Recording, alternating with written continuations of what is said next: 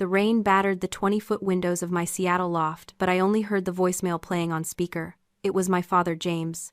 "No, hello. Just a barked demand. Sophia, stop playing games. Tyler needs those vector files for his pitch deck. Investors are waiting. Send them. Now." I stared at the phone, sipping my espresso.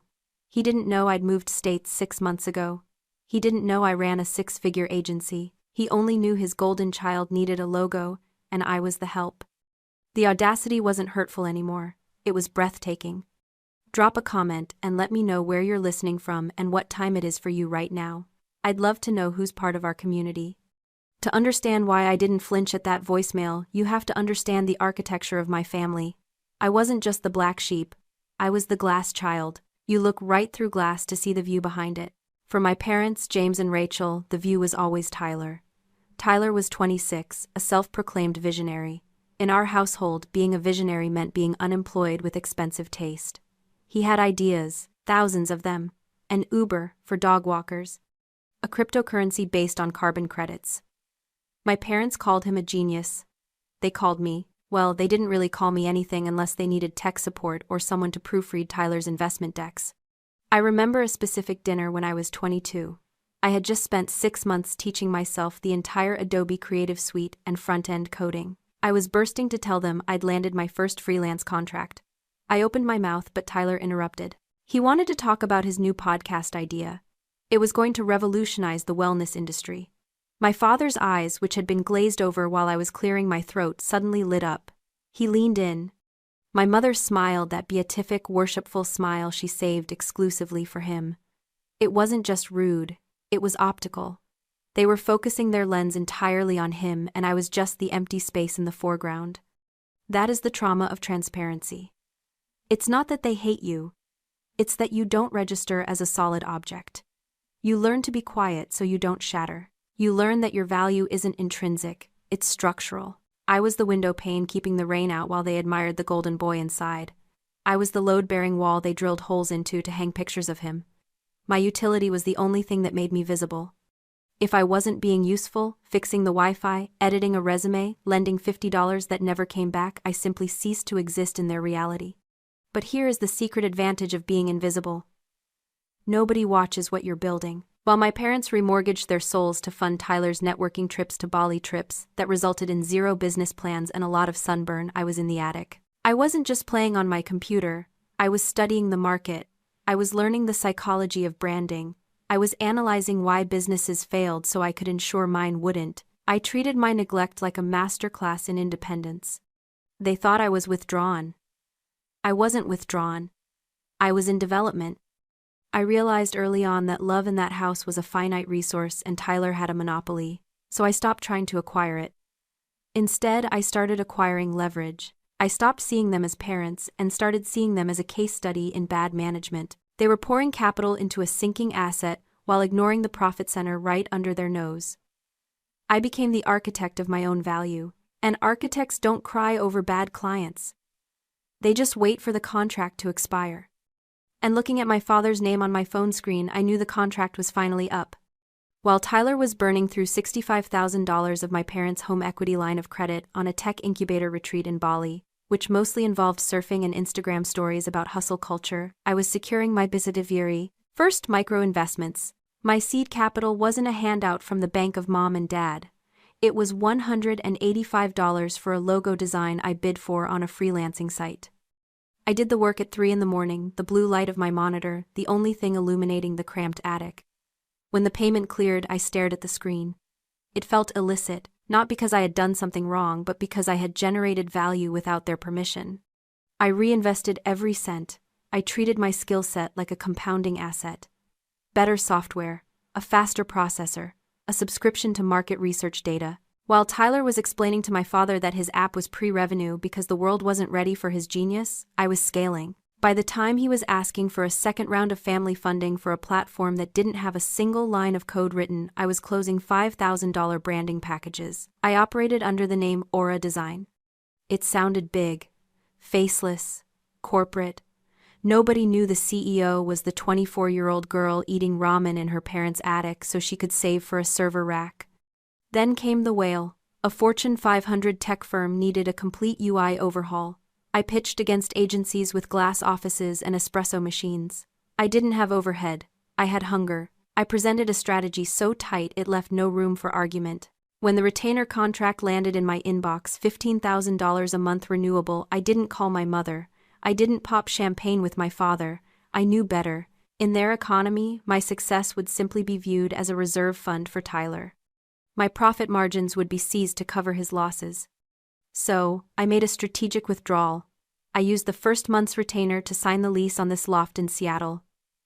3,000 square feet of industrial concrete, rain-gray light, and silence. I moved my things out in a rental van while my parents were attending one of Tyler's launch parties for a website that crashed 10 minutes after going live. They didn't notice I was gone for 3 days. When my mother finally called, it wasn't to ask where I was.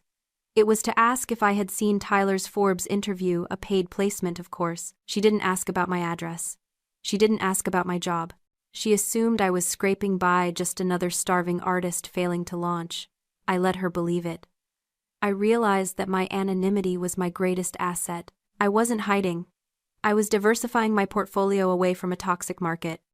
I had built a secret empire right under their noses, and the best part was, they never looked down long enough to see the foundation being poured.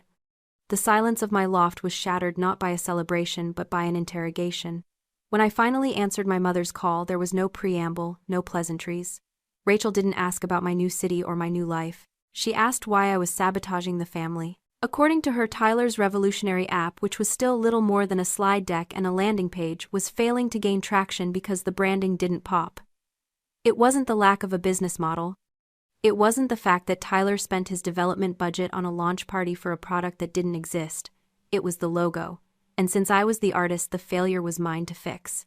She demanded I drop my paying clients to do a complete rebrand for Tyler. Pro bono, of course. When I mentioned I had a schedule, she exploded. She told me I was ungrateful. She threw my own survival in my face, claiming my current success was only possible because they had supported me. It was gaslighting of the highest order. They hadn't supported me, they had neglected me, and I had thrived in the vacuum they left behind. But the most terrifying part of the call wasn't the entitlement. It was the financial desperation leaking through her voice. She mentioned they were meeting with a loan officer. They were planning to remortgage the house to give Tyler another $65,000 runway. I sat there gripping the phone, listening to them discuss financial suicide with the casual tone of someone ordering dinner, and that is when I understood the mechanism at play. It wasn't love. It was the sunk cost fallacy. My parents had invested decades of emotional capital and hundreds of thousands of dollars into the narrative that Tyler was the chosen one. He was their primary asset. To admit now that he was a liability, that he was lazy, incompetent, and entitled would cause a psychological break.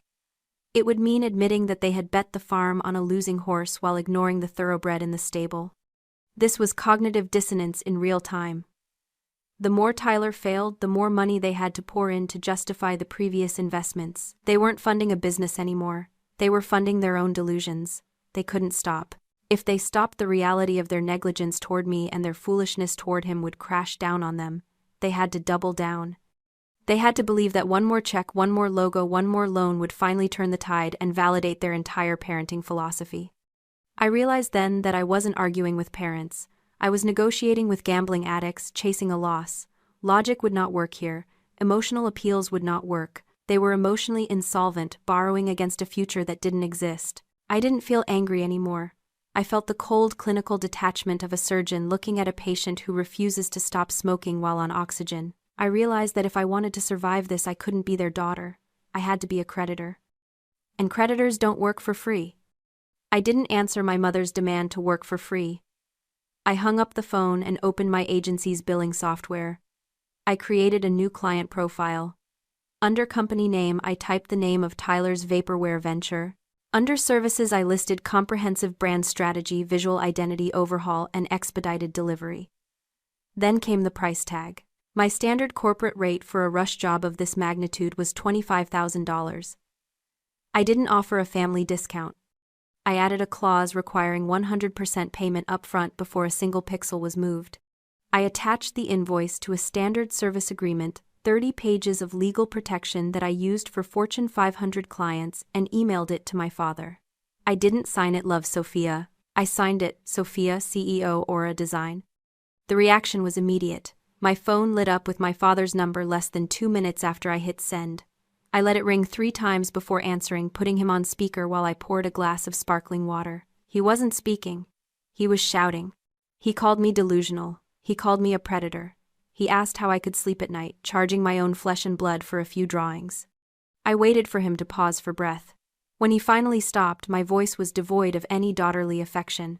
I spoke with the cadence of a consultant addressing a difficult stakeholder. I told him that he had just spent 20 minutes telling me how critical this app was, how investors were lining up, and how this business was going to be the family legacy. If the business is real, I said, then $25,000 is a standard operating expense. If the business cannot support a market-rate branding package, then it certainly isn't ready for venture capital. There was a silence on the other end that was heavy with shock. I had cornered him with his own logic. If he admitted he couldn't pay, he was admitting Tyler's business was a hobby. If he paid, he was validating my worth for the first time in his life. He was trapped between his ego and his bank account. I didn't back down. I told him the offer expired in 24 hours. I told him that if he wanted professional results, he had to treat me like a professional, not a pet. I heard him sputtering, looking for an angle, a way to guilt me back into submission. But I was immune. I had turned the emotional dynamic into a transactional one. You want the product, pay the invoice. Finally, his voice dropped to a low, seething growl. He told me I was arrogant. He told me I had forgotten where I came from. Then he said something that sealed his fate. He said he would pay it. He said he would write the check just to prove that he believed in Tyler more than I did, and when the business took off, I wouldn't see a dime of the equity. I told him to check his email for the wire instructions. I hung up and stared at the city lights. I didn't feel triumphant. I felt like an investigator who had just laid a trap and watched the suspect walk right into it. He was going to pay. He was going to drain whatever liquidity he had left to prove a point. And in doing so, he was about to hand me the evidence that would destroy everything. The notification pinged on my phone the next morning while I was in a status meeting with my team. Payment received. But it wasn't the wire transfer I expected. It was a scanned image of a cashier's check emailed by my father with the subject line, "Here is your money. Now do your job." I opened the attachment. The check was for $25,000 drawn from a bank I didn't recognize. Something about it felt off. Not the check itself, it looked legitimate, but the source. My parents banked at a small credit union in Oregon. This was from an international investment bank. I forwarded the image to my accountant, a woman named Elena, who could spot a decimal error from across a room. "Verify this," I typed. "I want to make sure it clears before we start." 20 minutes later, Elena called me. Her voice was tight. "Sophia, we have a problem. The routing number is valid, but this account, it's flagged. It's connected to a high-risk offshore entity." My blood ran cold. Who is it? It's signed by a Tyler J. Vances as a trustee for the Vance Family Retirement Trust. "Sophia, did your parents move their retirement funds into a trust managed by your brother?" The floor dropped out from under me. There was no trust. My parents' retirement was in a standard 401k and a savings account they had been building since the 80s. I realized with sickening clarity what had happened. My parents hadn't paid me. Tyler had, but he hadn't used his own money. I spent the next 3 hours digging. I used every resource I had: public records, contacts in finance, a private investigator I kept on retainer for background checks. The picture that emerged was a financial horror story. Tyler hadn't just been networking in Bali. He had been forging documents. 6 months ago, he had convinced my parents to sign what they thought were incorporation papers for his startup. In reality, they had signed power of attorney over their financial assets. He had liquidated their entire 401k. He had taken out a fraudulent line of credit against their home, maxing it out to the limit of $250,000. The money hadn't gone into app development. It had gone into crypto wallets, luxury rentals, and a shell company in the Cayman Islands. And now he had used the last dregs of their life savings to pay me, likely to keep the charade going just a few weeks longer. The final piece of the puzzle arrived via an alert from my PI. A flight manifest. Tyler Vance had boarded a one-way flight to Bali 3 hours ago. He was gone. He had drained them dry, paid me my hush money with their own stolen funds, and fled the country. I stared at the evidence spread across my screens. This wasn't just bad business. It was grand larceny, elder abuse, wire fraud. My parents weren't just broke. They were victims of a crime committed by the son they worshipped, and they had absolutely no idea. I held the smoking gun that would destroy their world. The question wasn't if I should pull the trigger. It was how to do it without getting hit by the shrapnel. I called my father. Not to accuse him, but to summon him. My voice was calm, but it carried the weight of an executioner's axe. I told him there was a problem with the payment, and he needed to get on a video call immediately. He tried to argue, tried to bluster about how busy he was, but something in my tone, a cold, flat finality, stopped him. 10 minutes later, his face appeared on my screen. My mother was beside him, looking anxious. They were sitting in their kitchen, the same kitchen where they had ignored me for 20 years. I didn't say hello. I shared my screen. I put up the bank transfer details, the PI report, the flight manifest, and the forged power of attorney documents. I walked them through the timeline with the precision of a forensic accountant. Here is where Tyler gained access to your accounts. Here is where he liquidated your retirement. Here is the fraudulent loan. Here is the transfer to the Cayman Islands. And here finally is the check you sent me funded by the theft of your own future. Silence. The kind of silence that rings in your ears. My mother made a sound like a wounded animal, a high, keen whimper. My father just stared, his face turning a terrifying shade of gray. The denial came first, of course. No, he whispered. Tyler wouldn't. He's a visionary. He's just moving funds around. He's in Bali, Dad, I said, my voice cutting through his delusion. He has a one-way ticket. He isn't coming back, and you are facing foreclosure, bankruptcy, and potential criminal liability for the debts he racked up in your name. The breakdown happened in stages. My mother started sobbing, rocking back and forth. My father slumped in his chair, the arrogance draining out of him until he looked like a husk. They started begging, not for Tyler to come back, but for me to help. Sophia, please, my mother wept. We'll lose the house. We'll go to jail. You have money. You can fix this. You're the smart one. You always were. The smart one. The words hung in the air, bitter and toxic. Now I was smart. Now I was capable. Now that their golden boy had set the house on fire, they remembered I knew how to use a hose. I can fix it, I said slowly. Hope flared in their eyes, pathetic and desperate. But my help comes with conditions. I laid them out. I would hire a forensic accountant and a criminal defense attorney to prove the fraud and clear their names. I would pay the legal fees. I would negotiate with the bank to delay foreclosure while the investigation proceeded. But I would not pay their debts. I would not replace their retirement fund. And most importantly, they would sign a document, a legal binding contract relinquishing any future claim on my finances or my time. I would help them survive this, but I would never, ever be their daughter again. I would be their benefactor, their savior, but never their child. And Tyler, I added, my voice turning to ice.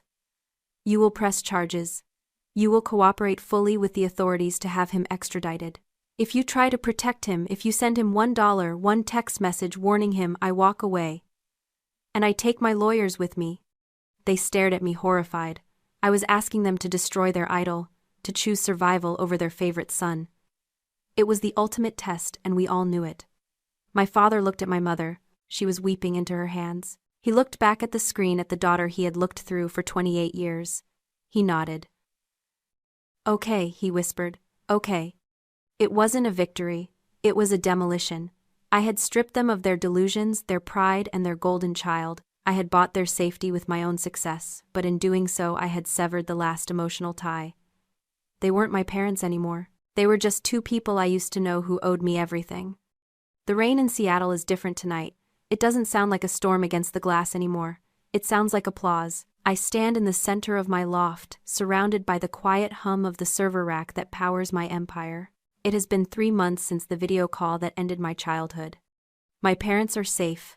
They are living in a 1-bedroom apartment in a suburb of Portland. It is small, clean, and entirely paid for by me. I send the checks directly to the landlord. I pay their utility bills through an automated system. They have food, heat, and shelter. But they do not have my phone number. They communicate with me through a paralegal at the firm I hired to handle their bankruptcy. Tyler is still a fugitive, though the authorities are closing in. My parents cooperated with the investigation not because they wanted to, but because the contract I made them sign left them no choice. They had to sacrifice their golden child to survive. I imagine that haunts them. I imagine the silence in their small apartment is deafening. But that is their architecture, not mine. People ask me why I helped them. Why I didn't just let them drown in the flood they created. This brings me to what I call the rescue paradox. We are conditioned to believe that saving someone is always an act of love or forgiveness, but sometimes rescue is the ultimate act of dominance. If I had walked away, I would have been the angry daughter who abandoned her family. I would have carried the weight of their destruction. I became the competent adult in a room full of children. I proved with mathematical precision that the worthless child was the only one capable of survival. I didn't save them to earn their love. I saved them to render their approval obsolete. I paid for their lives so I would never have to pay for their mistakes again. I bought my freedom. I look at my reflection in the dark window. For 28 years I was the glass child, transparent, fragile, easily overlooked. But glass, when subjected to enough heat and pressure, changes. I am not glass anymore. I am a diamond. I am hard. I am unbreakable, and I am valuable on my own terms. I didn't just build a business in the shadows, I built a fortress, and for the first time in my life, the walls are strong enough to keep everything else out. If you have ever had to build your own worth from scratch, share this story. You are the architect of your own life.